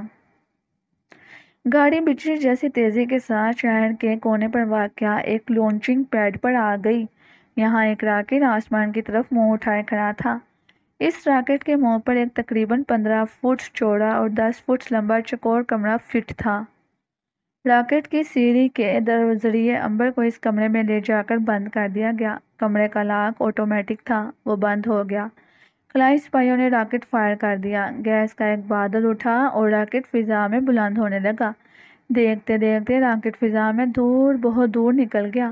ایک سپاہی نے کہا، جو بھی سیارہ قریب ہوگا وہ اسے اپنی طرف کھینچ لے گا اور پھر راکٹ الگ ہو جائے گا اور خلائی کمرہ اس سیارے کے گرد قیامت تک گردش کرتا رہے گا۔ سپاہی کہکے لگا کر ہنسنے لگے اور پھر گاڑی میں بیٹھ کر واپس چلے گئے۔